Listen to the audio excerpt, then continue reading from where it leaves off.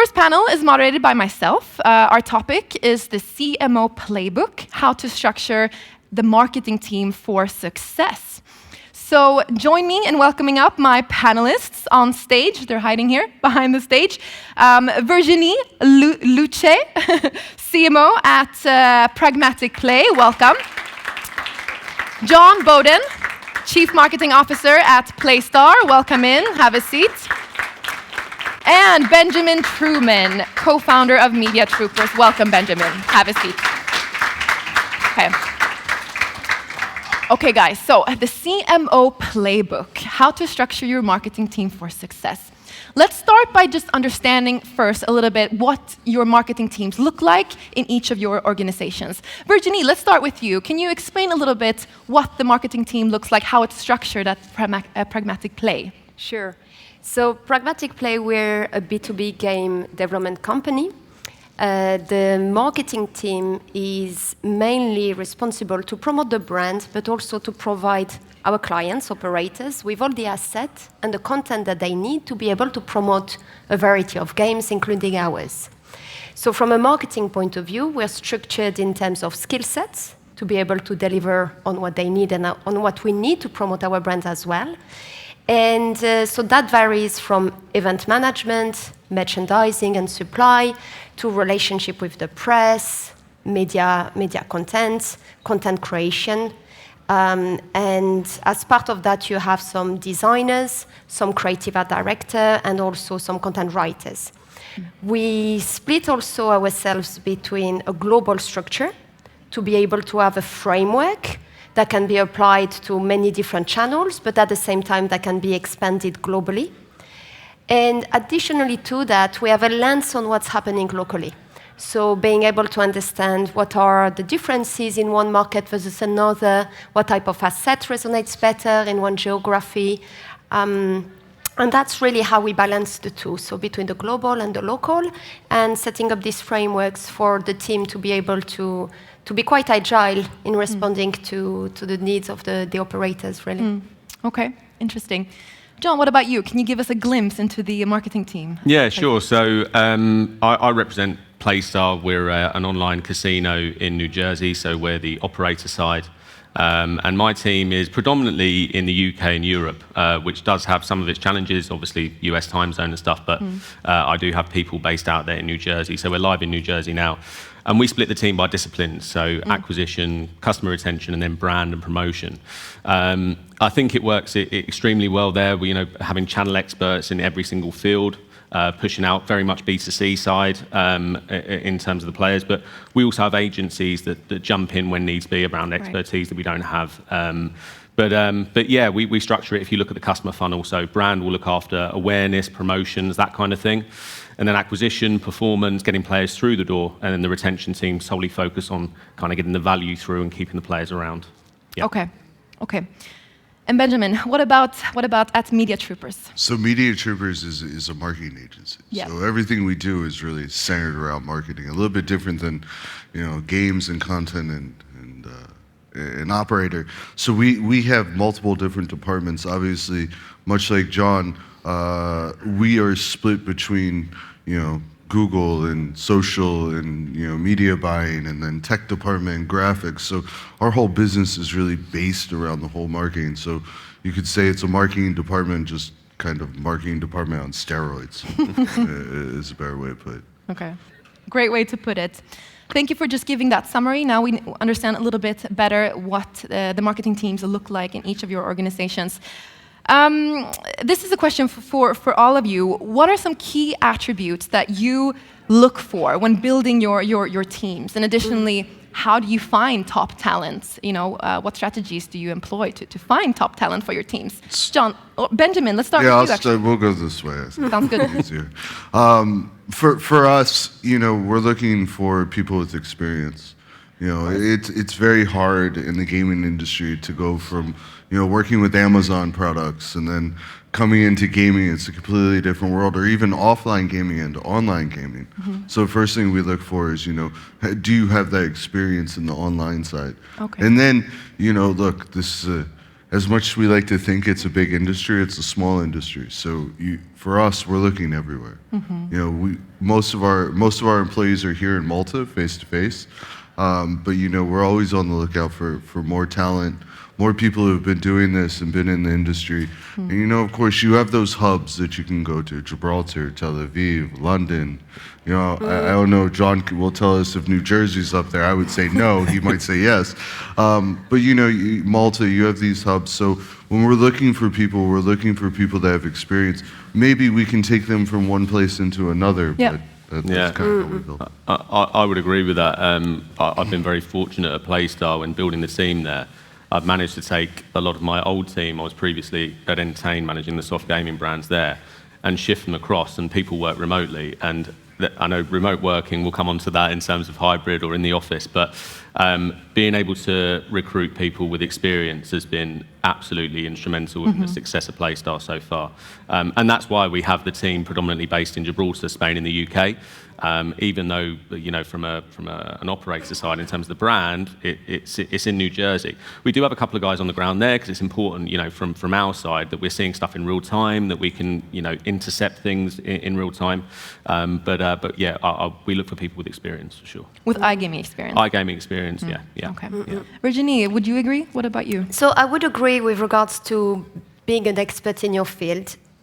We have a bit more channels that we deal with apart from digital. We also have the traditional like event build type of channel in which you could argue that the skill set is more about being able to be a project manager, to liaise with suppliers, and to fulfill a brief. And in this respect, the iGaming industry is not necessarily a must-have. It's a nice-to-have, Right. but sometimes we find that it's better to find someone coming from a different industry to bring, you know, like fresh ideas to the table. But outside of the what, which is the level of expertise, what matters to us in the marketing team is also the how. So we've got our values at Pragmatic Play, which we relaunched recently, and we felt is very important. So the acronym is PRO, so it stands for persistence, ownership, and respect. And this mindset is very important to us because at the end of the day, it's about having a very nice going relationship between your peers within your marketing team. And we're all for efficiency. We don't have time for chit-chat. We need to be first to market. We need to be very agile. And at recruitment, sometimes you can notice, you know, that people are a bit more maybe politically oriented. And depending on the role you have for them, it could work. But when you want them to be focusing on a particular remit, it's important that they adhere to the philosophy that we have. Yeah, interesting. And just to follow up, what are some challenges that you've faced when building or structuring your marketing teams, and how have you overcome these challenges? So I touched a bit on that before. So the challenges sometimes come with the blurry line between the global organization and the local teams, and making sure that there is no overlap, that we don't duplicate work, that the lines of responsibilities are clear. And then there's another element to add to the mix, which is, as a challenge, trying to understand, back to the skill set of the people, the difference between a doer and a thinker. So in some of the roles, you can have a 80-20 rule. Maybe 20% of the time, you want the person to be strategic and to think, to have a strategy in place. But then 80% of the time, you want him to be producing work to deliver on this strategy. And sometimes this is a challenge because you need to define it very clearly from the start. Do you want this person just to be delivering on work and you input to this person the strategy? Or actually, do you want the person to be in charge and solely responsible end-to-end to manage the channel? And that sometimes it's very tricky to find out the skill set during interview process. So you tend to notice it a bit later on. Yeah. John, what about you? Some challenges that you faced? Yeah, I think it's interesting talking there about the strategic side and then the tactical side. What I would call it as that is kind of the doing, as you say, especially in the startup environment. So we have a clear strategy. We know what we want to do. We have very clear 3, 4, 5-year plans. You know what we want to do from a marketing perspective.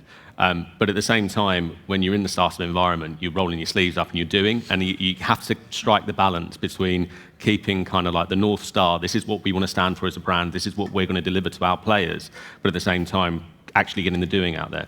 So that's one. I think also you touched on there, Virginie, around roles and responsibilities. In our environment, there's a lot of crossover. You know, operations handle a lot of stuff that we would traditionally say, well, that sits within marketing, and it's working collaboratively. So it's getting those rules of engagement right with other departments, but at the same time being really collaborative to say, do you know what, let's work together on this. And it's striking a balance non-stop. And what about data, John? Can you talk about the role of data in structuring your marketing team? Like, how does data-driven decisions influence the responsibilities and the structure of the team?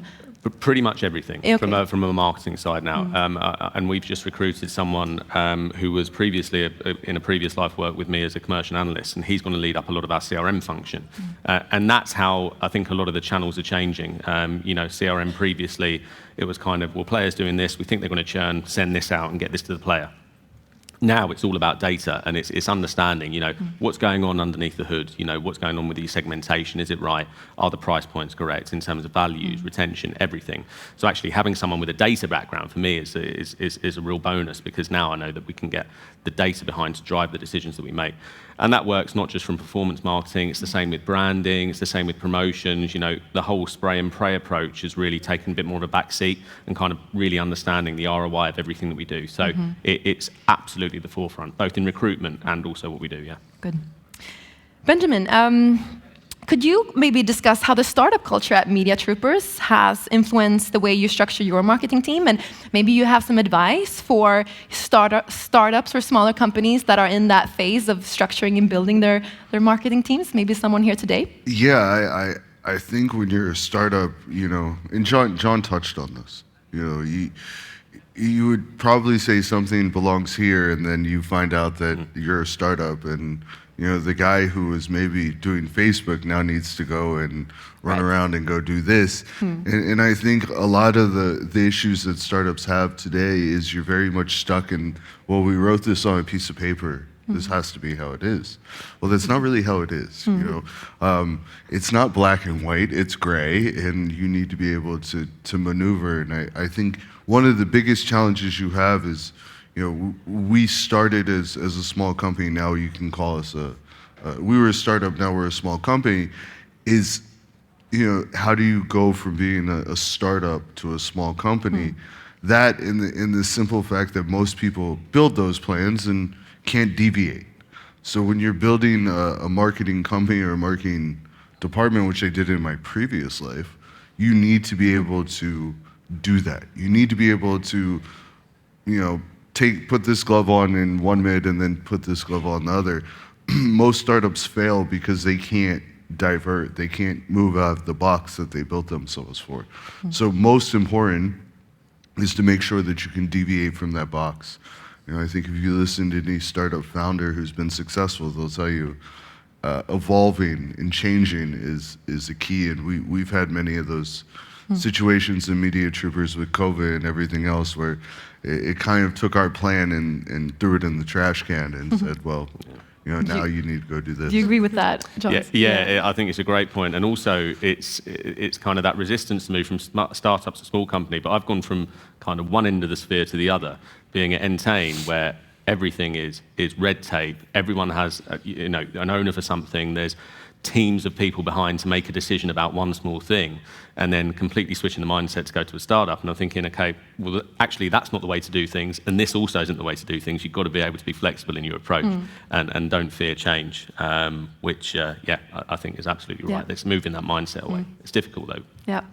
And just to summarize, Benjamin, what's that one piece of advice you would give to any small business owner or startup in that phase of structuring their marketing team? Find people that can do multiple things. Okay. Don't look for somebody who can do one thing. If you're a startup trying to go out there, you don't need somebody who can just do one thing. You need people that can think outside the box. Yeah, good advice. Let's switch topics a little bit. Let's talk about COVID-19, I was going to say, but let's talk about remote versus hybrid versus working in the office. This is a question to all of you guys. Have any of you adapted your marketing team structure in this new remote and hybrid environment brought on by COVID-19? Virginie, what does it look like at Pragmatic Play? So even, I mean, before Pragmatic Play, when I used to work in the tech industry, so 10 years ago at Microsoft, I was based in London, and I had teams to manage in Seattle. So you start your day at about, I mean, you can start at 11, 12, and then at 4 p.m. they wake up. So you get to be very reactive. And then some of my clients were Sony and Panasonic, totally on the other side of the planet. So you need to be responsive for these people as well in the morning. So the flexibility in terms of working hours, I've been working in this type of environment for a decade now. When COVID happened, of course, it forced people to be working remotely. In some countries, it was stricter than others. I truly believe that there are real productivity benefits in having a hybrid approach, in my opinion, in a way that we saw that when people started working from home, at the beginning, people had to adapt themselves. Then soon enough, they found the convenience of it, just the traffic, going to work, the commuting time, which is tiring, all of that can be reduced, and you can start early and be productive in a better way, which means that maybe you can have smaller pauses later in the day to regain your energy. Yep. And then I think right now we're in a position where remote was at 100% at its peak during COVID, and then the trend is going back, towards a hybrid model, which at Pragmatic Play works very well. Yep. We have offices all over the world. Yep. Some people work remotely from their homes. Some people, as and when they feel it's relevant to their day, would come to an office that we have. And again, it's back to empowering the people to have the lifestyle they feel is the best for them to deliver on the objective that we've set. Yep.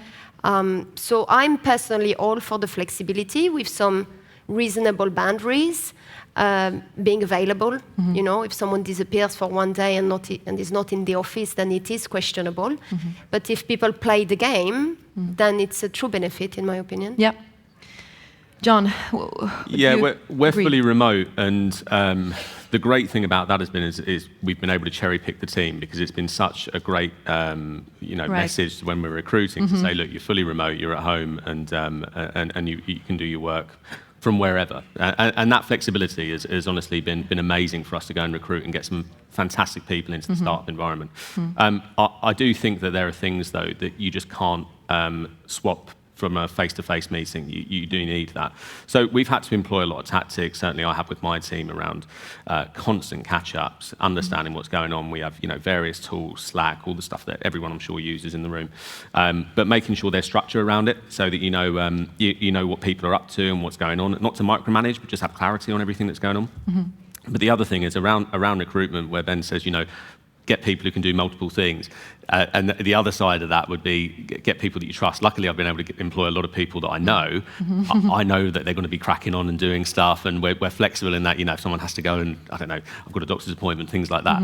The other thing that's difficult about the remote working side is when I'm recruiting people completely green, completely new, who we don't know, which we've had to do in New Jersey because a lot of the expertise aren't there. And it's finding the right person, because they may interview fantastic, but then at the same time, they're going to be at home all the time. Do they understand what's going on? Are they getting the same support that you would in an office environment? So I'm a fan of hybrid, to be honest. I think both sides have benefits, but we're fully remote, but we get over it through different ways. Okay, interesting, because we have hybrid, remote/hybrid, and then we have in office. I am going to be the hated person here. If my employees are here, put your earmuffs on. Look, you're building a marketing company, you're building a marketing team. You have to have some face-to-face. Now, I will go with what the CEO of Google said 2 weeks ago. They're back in the office.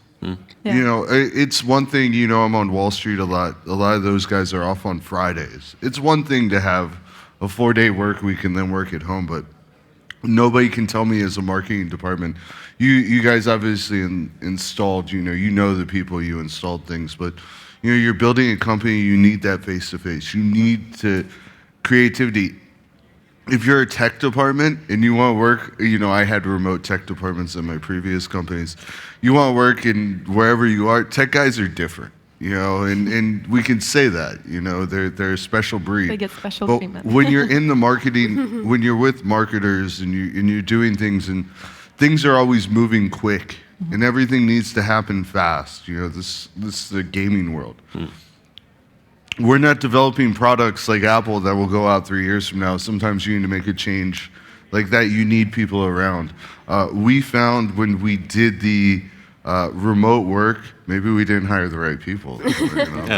But it didn't work. People disappear. I had one guy who went surfing every day. I couldn't find him for 6 hours. I had another one who disappeared for 3 days. I had another one who had 3 jobs, who I found out, it went to work for a friend of mine, which was even better. So, it really depends. You really have to trust the people. But being in the office, being around that collective work environment is extremely important in the startup, more in the startup culture than anything else. Like, that's how you build a culture. If you're fully remote as a startup, it's very hard. And I think a lot of people have failed at that. I mean, big companies are failing at it. So I feel safe in saying that Google, Microsoft, Facebook, everybody's back in the office. In fact, Elon Musk was, I have a friend who's a CFO at Tesla. Listen, they didn't have a choice. Like, if you don't show up to the office, you're fired. Wow. So, Because you mentioned, John, that offering a fully remote environment has been attractive in terms of recruiting as well. What Ben was saying there, if I didn't know a lot of the team members that I've recruited, and we've managed to build like a superstar team, and I think remote working has been such a pull for that, then I can understand the challenge is absolutely mammoth, because you're onboarding someone that's like, okay, I'll grab you for an hour, and you're sitting there over video, and that's it. And then it's like, well, that's, I've closed the call. What they're doing now, they're okay. And there's nothing more frustrating than kind of sending someone a Slack message like, hey, you got 5 minutes, and then you get something back 3 hours later. It's like, you're around, and that face-to-face, you used to be able to peer over a desk and say, right, let's jump in a meeting room. Plus, from a kind of strategic side and building out plans and creative side, you can't be all getting together, kind of whiteboarding, actually running through things face to face, and so putting those things in place. Help. But Benjamin, have you found it quite challenging recruiting and attracting candidates since you're in the office 100%, versus, because I mean, 100%. People want to work remote, I mean, we struggled for the past 2 years in Malta. It was probably easier when we were in Tel Aviv. There was a bigger pool of people that do what we do, but definitely in Malta, it's a much smaller pool. So we do struggle. We struggle mightily, but I would say that I don't think we're alone in that. I think everywhere in the world, you do talent, you tell me. I mean, I have people that approach me at least once or twice a week. Do you want a job as a COO of this operator? Do you want to come be the CMO of this company? And I'm like, do you do your research? Like, obviously, I don't want to go back and work for anybody. I have my own company. So I think it's been very difficult for us because we don't have hybrid and remote. But I think everybody's struggling. I bet people with children, it's easiest to get them in the office. Oh yeah, people with kids do not want to. As soon as they got kids, like, have you got an office? Can I get in there? Yeah, exactly. So we find that we succeed more with people with families and children, because you don't want to be at home. I can just tell you, when I'm at home, I go to the refrigerator. I sit and watch a show. I say, 45 minutes, I'll do it. And then the kids come home, and then all hell breaks. This is the problem. But there's pros and cons. I mean, the trend, more and more companies are bringing their employees back to a hybrid model or fully in the office, but individuals also want to work remote these days. It's a dream for a lot of people, so it's an interesting balance there. Just to kind of conclude our discussion, we're getting to the end. I'd like to open up a question as well to all of you. Looking towards the future, what trends do you see emerging in the structuring of marketing teams? Virginie? I mean, the obvious one is the trends related to AI, and when you think about building creative content, now there's an array of tools that are available to either write content more efficiently or to design artwork in a different angle that you would normally do.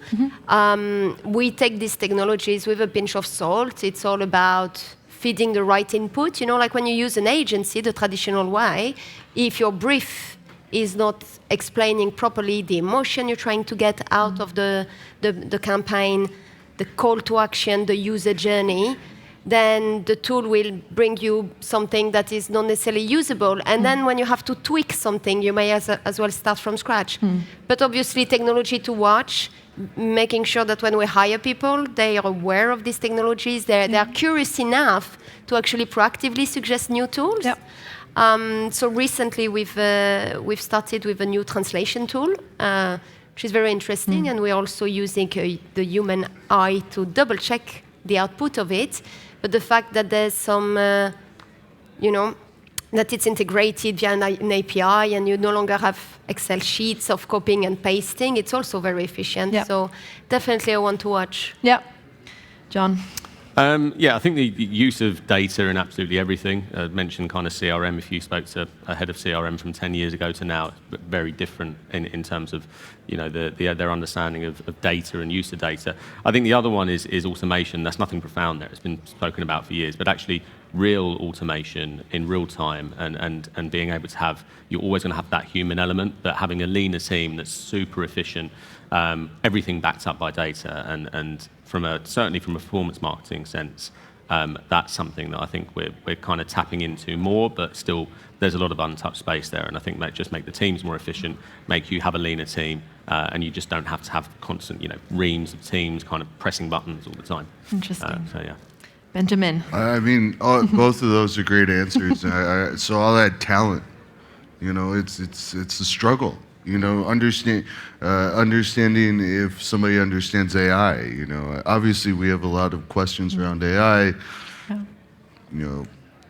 Copyright. Whether or not, I used BART once and it produced like this weird answer that made no sense. And, we're still far away from with AI where they'll replace copywriters.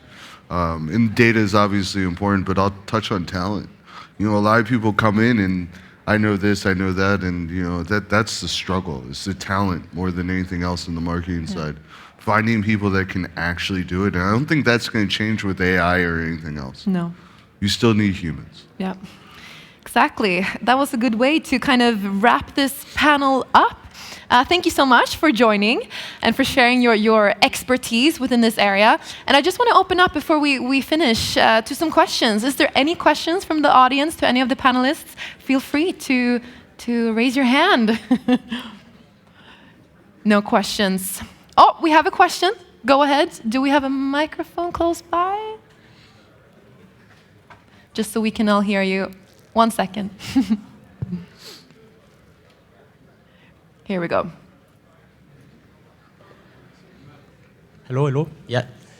Hi, Alberto from Bet365. Hi. One question is, who do you think is your most important role inside your marketing team? So who do you work most closely with? And I had another question, but I forgot. Good. Let's go with this one. Let's go with first. this one. Good question. I mean, I'm on the top, so I tend to deal with the high levels. But I guess if you're not there and you're somewhere, you're looking overall, you could. For me, it's tech.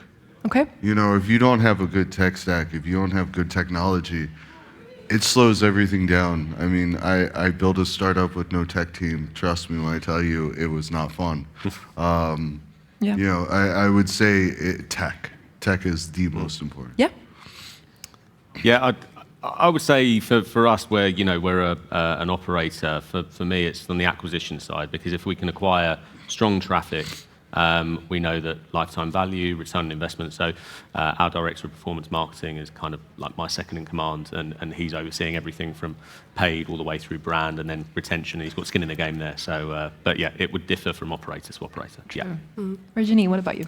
And for us, I mean, we're very much at the center of, collaborating with the rest of the organization. But if I had to name the ones we work with the most, it would be the commercial team that is having the relationship with the operator, then the product team, obviously, for us to be able to promote the games, and also the legal team and the compliance team that are very important for us to make sure that all the content we produce is in line with the regulations. True. Yeah, I hope that helped answer your question. We have another question here. If you could travel the mic up front to this gentleman there. I think it's on. Yeah. Yeah. Roger Formosa, PPC team lead at Hornet Security. One question to John. I really like, first of all, thank you for your viewpoints. Very interesting and coming from different viewpoints of how you do the same thing, more or less. John, is your decision to go fully remote, would you say, is it specifically dictated by the fact that there's limited talent in the regions you're trying to penetrate and recruit new people? So had you done it, say, in Malta and full based here, would you go about it in the same way?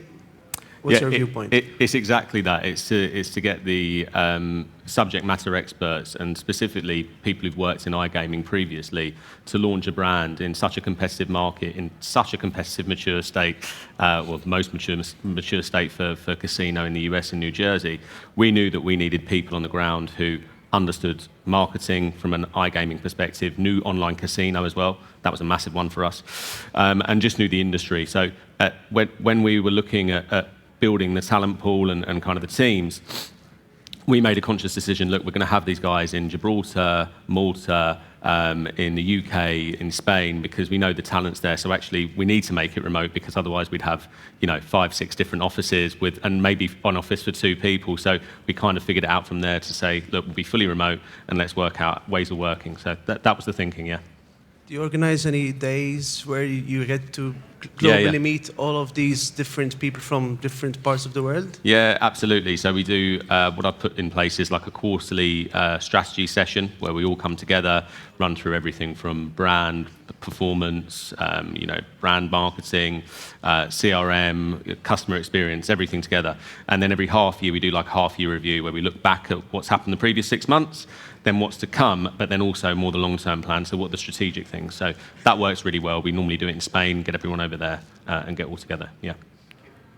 Hope that helped answer your question. Great. Thank you so much. Time is up. Thank you for joining. Thank you. Thank you.